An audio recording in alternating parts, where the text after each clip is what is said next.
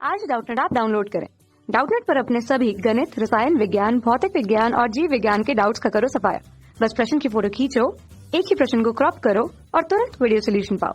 अभी डाउनलोड करें। हेलो दोस्तों, क्वेश्चन दे रखा है कि एक वर्गाकार धारावाही लूप इसके तल में कार्य कर रहे एक समान चुंबकीय क्षेत्र में लटकाया जाता है। ठीक है दोस्तों, यदि लूप की एक भुजा पर लग रहा बल F हो तो इसकी शेष तीनों भुजाओं पर नेट बल है हमें बताना है। ठीक है दोस्तों, ऑप्शन दे रखा है A, B, C और ऑप्शन D। बताना है इसमें से कौन सा ऑप्शन सही होगा। ठीक है दोस्तों, इसके लिए हम क्या करते हैं, पहले हम एक डायग्राम बनाते हैं। ठीक है, किसका, पहले हम मानते हैं कि यह एक चुंबकीय क्षेत्र है दोस्तों, एक समान चुंबकीय क्षेत्र है।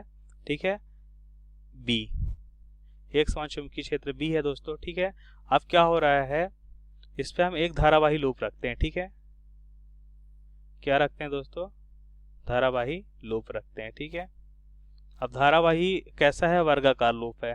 ठीक है दोस्तों, तो एक वर्गाकार लूप हो गई। ठीक है, अब होता क्या है इस वर्गाकार लूप में, हम जानते हैं दोस्तों कि यदि हम इसमें आई धारा बह रही है। ठीक है, तो कुछ इस तरह से बहेगी आई धारा।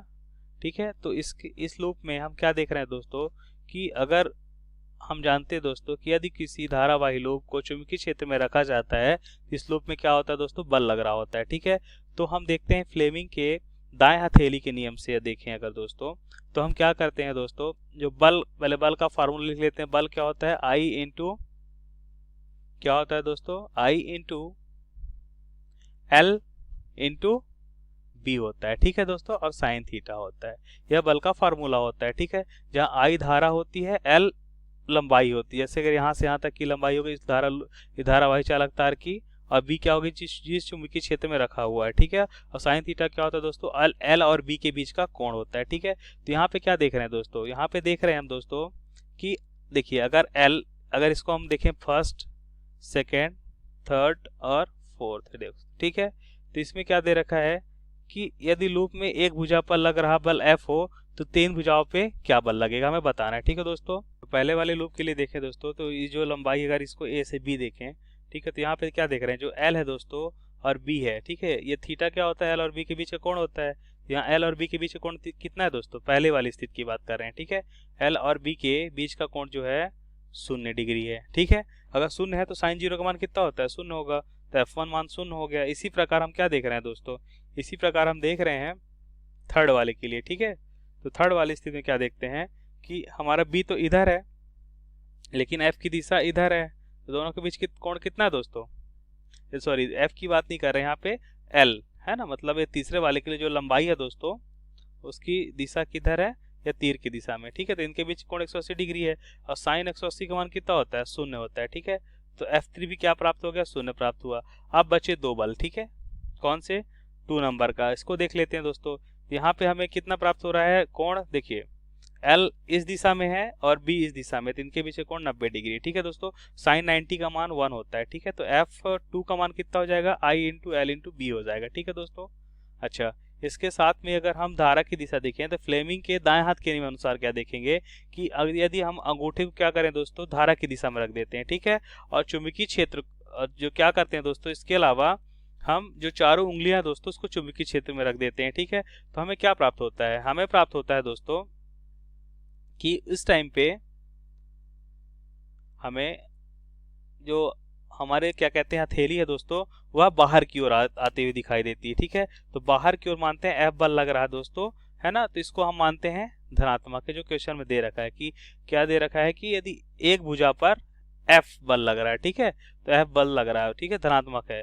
अब बात करते हैं किसके लिए, इसी को हम F2 ना बोल के F बोलते हैं। ठीक है दोस्तों, जो F2 का मान है दोस्तों, यही मान किसके बराबर है, F के बराबर है। ऐसा क्वेश्चन में दे रखा है कि एक भुजा F के बराबर है। ठीक है, अब बात करते हैं दोस्तों फोर्थ नंबर की। ठीक है, तो इसी प्रकार फोर्थ नंबर पे F4 जो हो जाएगा दोस्तों, वह क्या हो जाएगा, अगर इसे हम किसी फ्लेमिंग के दाएं हथेली के नियम के अनुसार देखें तो धारा की दिशा में हम क्या करते हैं, अंगूठा और चारों उंगलियों को चुंबकीय क्षेत्र की दिशा में रखते हैं। ठीक है दोस्तों, तो हमें क्या दिखाई देता है कि जो हथेली है वो अंदर की ओर लंबवत दिखाई देती है। इसका मतलब जो हथेली के लंबवत जो दिशा होगी दोस्तों, वही किसकी दिशा होगी, इस पे लगने वाले बल की दिशा होगी, जो लंबवत अंदर की ओर। ठीक है, F हो जाएगा, और ये लंबवत बाहर की ओर है। ठीक है, तो उतना ही मान लगेगा, क्यों, क्योंकि इसके लिए भी अगर इसकी लंबाई l है दोस्तों, है ना, मतलब B से C के बीच की लंबाई अगर l है, चुंबकीय क्षेत्र B है और धारा अगर समान है, तो इसके लिए भी बल का जो मान होगा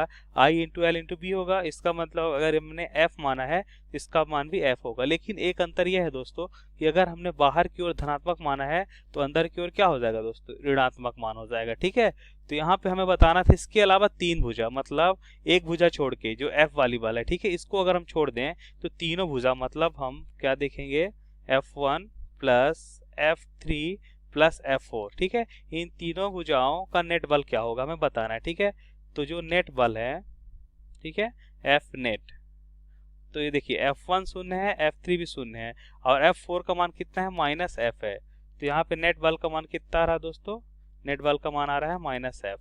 और यहाँ पे कौन सा ऑप्शन मैच कर रहा है दोस्तों, सी इसका सही ऑप्शन हो जाएगा। थैंक यू दोस्तों। कक्षा 6 से 12वीं से लेकर नीट, IIT, JEE वो एडवांस के लेवल तक 1 करोड़ से ज्यादा छात्रों का भरोसा। आज ही डाउनलोड करें डाउटनेट ऐप या व्हाट्सएप करें अपने सारे डाउट्स 8400 400 400 पर।